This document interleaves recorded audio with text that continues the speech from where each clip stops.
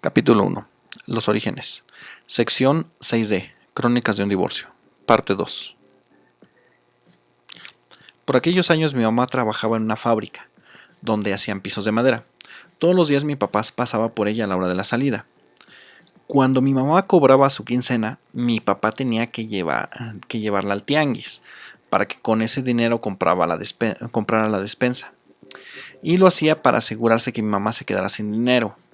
Incluso mi papá le pedía un shampoo especial para que mi mamá se acabara el dinero, y si aún así le sobraba, de repente pedía dulces caros o fruta cara, que solamente él comía. Mi hermana Brenda protestó muchas veces por eso, pero mi papá, precisamente para que Brenda no protestara, optó por empezar a dejarnos en casa hasta que ellos regresaran de las compras. Un domingo que mis papás se fueron a comprar la despensa de la semana, Eira se encontraba jugando con Brenda en el patio. Estaban jugando en una avalancha de madera, que es una tabla con ruedas y un volante. Eira tenía miedo de caer y entonces se sujetaba de las protecciones metálicas que tiene el zaguán que da hacia la calle. Brenda la empujó quizás muy fuerte, o habrá sido otro suceso, pero el dedo meñique de Eira quedó atrapado en la protección metálica y se desprendió, y entonces salió incluso con venas y tendones y arterias. Mi hermano Javier, al ver esto, se subió en la bicicleta y fue a buscar a mis papás al mercado. Los gritos de nosotros llegaron a oídos de los vecinos, y entonces tocaron fuertemente la puerta para que les abriéramos. Una de las vecinas que vivía enfrente, hija de doña Zaida, llamada Patty, tomó una franela y entonces cubrió la hemorragia, pero rápidamente el trapo quedó empapado en sangre. Afortunadamente mis papás no tardaron mucho en llegar. Cuando llegaron, se llevaron al hospital a Eira, y ahí cosieron el dedo y regresaron hasta la noche. El dedo estuvo muy mal conectado. Desde que regresó, el dedo tenía ya un color morado oscuro, y a los pocos días se volvió negro. Se lo tuvieron que quitar y le limaron un poco de hueso porque había infección. Después, en los meses siguientes, le pusieron un aparato con agujas que supuestamente le iban a hacer crecer el hueso y le iban a poder formar un dedo nuevo. Incluso había un aparato que hacía que se formara nuevamente la articulación del dedo, pero el dolor que soportaba era muy alto, y entonces quiso mejor que le quitaran el aparato. Eso fue cerca de la Navidad. El día del incidente iban a pasar en la televisión un especial de Navidad, que había sido anunciado mucho tiempo atrás. Cuando veíamos los comerciales, dijimos que no nos lo perderíamos por nada del mundo. Después del incidente, nadie prendió la televisión en muchos días. Nadie estaba de humor para ello. Por esas fechas mi papá rentaba la mitad de la casa, y todos nosotros dormíamos en lo que hoy es la sala. Mis papás en una cama matrimonial con Lupe, y en una litera junto a esa cama estábamos Javier y yo en la parte de arriba, y Brenda y Eira en la parte de abajo. Siempre me llamó la atención de que mi papá no le daba gasto a mi mamá, y que rentaba la mitad de la casa, y aún así decía que nunca tenía dinero.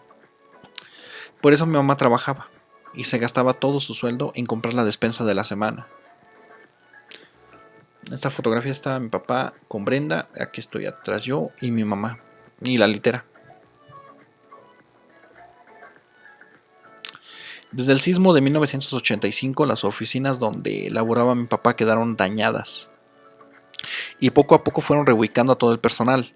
Para inicios de 1988, a mi papá le dijeron que se tenía que cambiar a Puebla o que renunciara, y él prefirió renunciar. Con el dinero de su retiro, se fue 6 meses a Estados Unidos. Él estuvo viviendo en Nueva York con su compadre Tacho, quien ya tenía tiempo radicando allá. Mi papá logró hacer un poco de dinero y algunas amistades, y después de 6 meses se regresó. Y aquí vemos a Tacho y a mi papá cuando trabajaban en un McDonald's. Esta foto fue tomada el 18 de agosto de 1988. Cuando regresó, compró un taxi de la Ciudad de México. En aquellos tiempos eran de color amarillo, bochitos. Mi papá trabajaba medio turno en el taxi, el turno de la madrugada lo trabajaba un chofer y le entregaba cuentas a diario a mi papá. Mi papá normalmente trabajaba nada más de la mañana hasta las 3, 4 de la tarde. La crisis económica que se vivía en el país obligó a muchas personas a migrar a Estados Unidos. Entre ellos también estaba mi tío José, hermano de mi mamá. Mi tío José se fue caminando una gran distancia para a completar su viaje, por lo que para el camino llevó maíz tostado y molido con canela para que se preservara.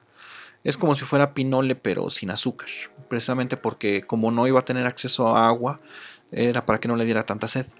Y fue lo que comió durante varios meses que duró su recorrido.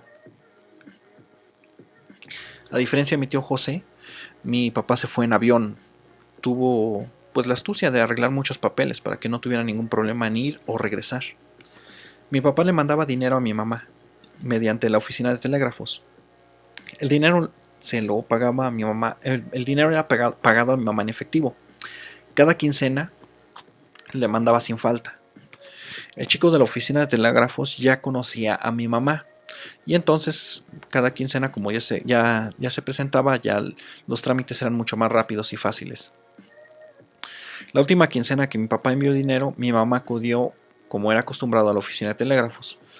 El chico, al verla, la saludó y al checar su estado de cuenta vio que sí habían enviado el dinero, pero que este había sido cancelado. Y a él le pareció que era un error de sistema, los cuales no eran raros en aquellos días. Y entonces decidió darle el dinero a mamá, poniéndola al tanto de la situación.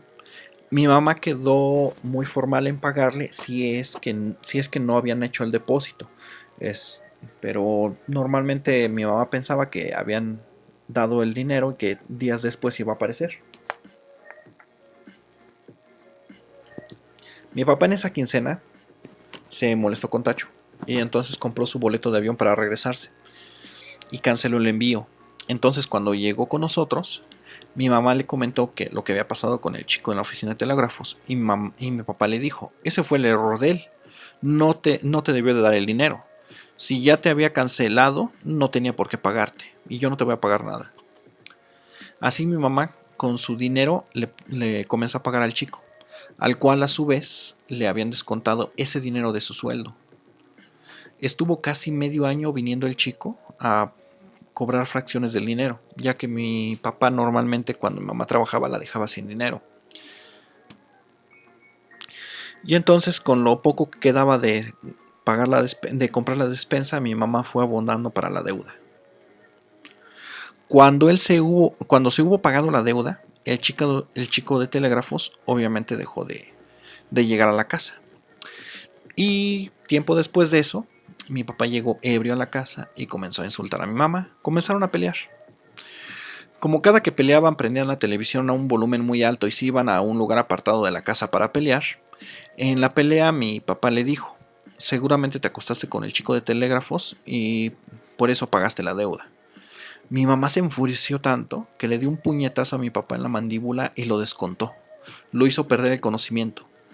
Y entonces, como papá estaba desmayado en el patio, lo metió arrastrando de una pierna desde el patio hasta la sala, lo subió a la cama y lo tapó con las cobijas. A la mañana siguiente mi papá casi no recordaba nada de lo ocurrido y mi mamá le dijo que lo habían asaltado, ya que mi papá insistía de que lo habían golpeado. Y como seguido sí mi papá buscaba pleito y de repente sí lo golpeaban y de repente también lo llegaban a asaltar, entonces creo que él creyó esa historia. Y debido a estos acontecimientos nuevamente la idea del divorcio cruzó la mente de mi mamá. Y en esta fotografía es una de las pocas donde estamos los 7. Aquí está Javier, Eira, mi mamá, Lupe, Brenda, mi papá y yo, y un vecino. Fin de la sección 6D.